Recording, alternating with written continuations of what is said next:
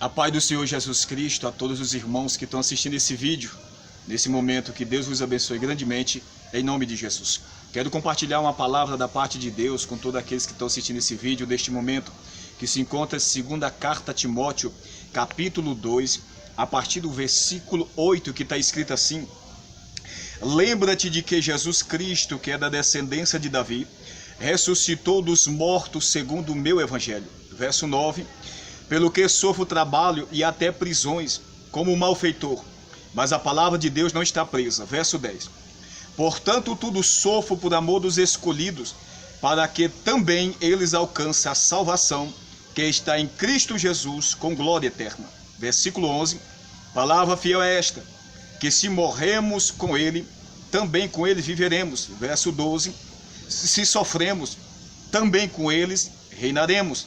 Se o negamos, também ele nos negará. Versículo 12, eu quero repetir: se sofremos, também com ele reinaremos. Se o negamos, também ele nos negará. Ele nos negará.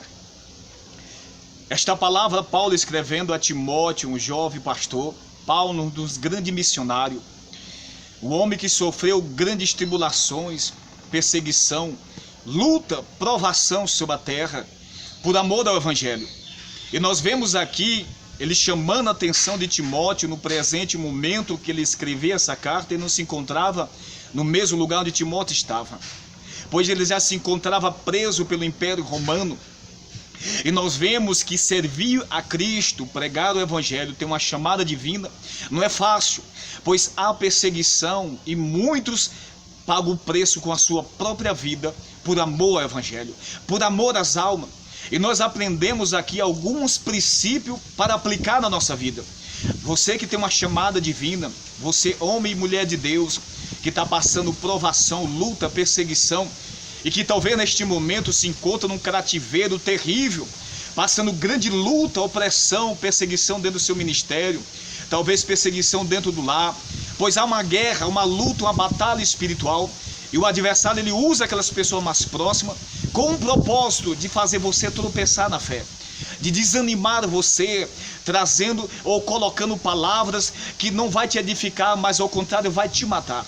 Mas nós vemos aqui, Paulo ele estava preso.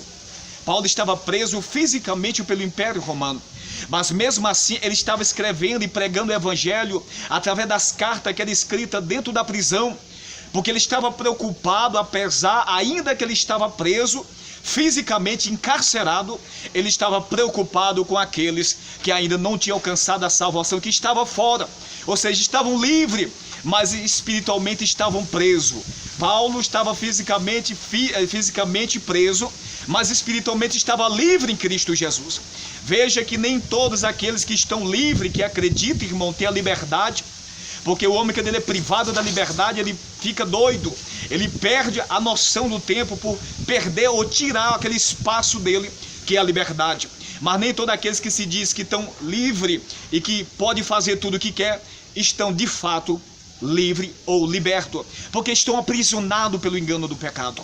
Então Paulo nos ensina um desses princípios, porque ele preso fisicamente, mas se estava preocupado não com ele, mas ele estava preocupado com aqueles que estavam presos, apesar de não estar dentro de um cárcere, estar fora, com a vida livre e liberdade, mas estavam cativos espiritualmente. Assim, irmão, você, homens e mulheres de Deus, que neste momento se encontra preso ou pagando um grande preço com a sua vida de renúncia por causa do evangelho, saiba que mesmo nessa situação que você está padecendo, sofrendo, tudo isso é por amor ao evangelho, tudo isso é por amor à chamada de Deus sobre a tua vida, mas há um galardão para você.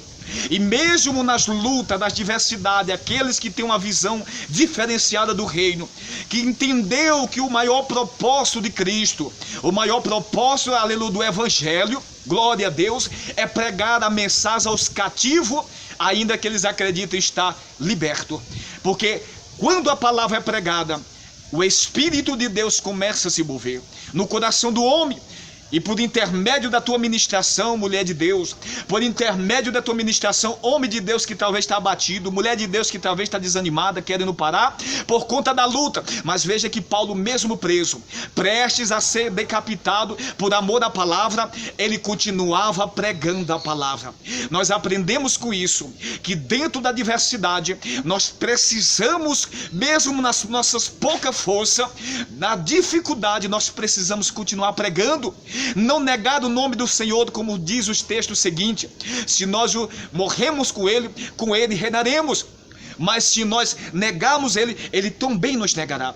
Muitas vezes por causa das prisões da vida, muitas vezes por causa das perseguições da vida, por conta da palavra ou da chamada que está sobre a tua vida, nós passamos a negar o Senhor. Ou seja, pregava outra hora, já não prega mais, porque se entristeceu por causa das perseguições, se entristeceu por causa que alguém levantou uma calúnia, se entristeceu por causa do pastor da sua igreja, se entristeceu por causa da irmã do círculo de oração, e isso veio sobre a tua vida, sobre o teu coração, um sentimento, e esse sentimento te trouxe um dano, fazendo você parar de pregar o evangelho, e até mesmo sair da igreja. Mas lembre-se que o teu galardão não vem do homem, o teu galardão vem do Senhor. Ainda que esteja doendo, e persevere pregando a palavra. Ainda que esteja tudo fechado, persevere pregando, acreditando, porque a alegria do Espírito é a alegria na esperança. E a fé é isto, é esperança, é você acreditar que algo vai acontecer. A fé não é algo que você vê fisicamente, mas é algo que você está buscando. Você não vê, mas você sabe, você acredita que vai acontecer. A fé é a esperança. Tenha esperança no meio desta luta, tenha esperança no meio dessa adversidade. Faça, e que nós viemos fazer como esse grande homem de Deus, que nos deu uma lição, mesmo na dor, no sofrimento, já preso, ele estava preocupado com os que estavam lá fora, com os que estavam na Cracolândia, para você melhor entender, aqueles que estão presos nas drogas, nos vícios, na prostituição, precisando de ouvir a palavra do reino, a palavra que liberta, que transforma, que restaura. E Deus conta com você, mulher de Deus. Deus conta com você, homem de Deus. Talvez você que desistiu do evangelho, talvez você que outrora pregava, o Senhor te usou para ganhar almas, curar vidas, mas neste momento, por causa de alguma frustração, alguma perseguição ou calúnia, você se prostrou, parou, se escondeu nas cavernas, se escondeu nos buracos. Mas Deus está dizendo através da minha vida: é tempo de sair desta situação, é tempo de você sair desse esconderijo e colocar a tua cara a tapa, ou seja, comprar briga com Satanás, porque pregar o evangelho, pregar a salvação, é comprar briga com o reino das trevas.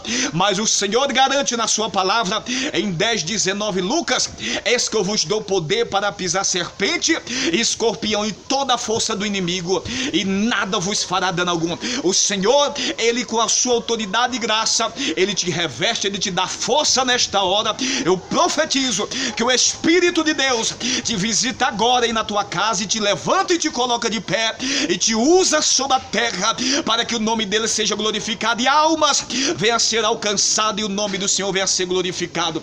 Não se prostre, saia dessa situação, levanta-te, porque o Senhor, assim como falou com Ezequiel capítulo 2, põe-te de pé, filho do homem, e falarei contigo. Não houve resposta, mas o Espírito de Deus entrou em Ezequiel e colocou ele de pé, e ele ouviu o que o Senhor falava. Deus está dizendo por intermédio da sua palavra, que é ele que te coloca de pé, por intermédio do seu Espírito Santo, nesta hora, nesta palavra. Que Deus abençoe a tua vida e persevere. Seja um Caleb da vida. Depois de 45 anos, ele continuava na esperança da promessa que Deus fez no deserto.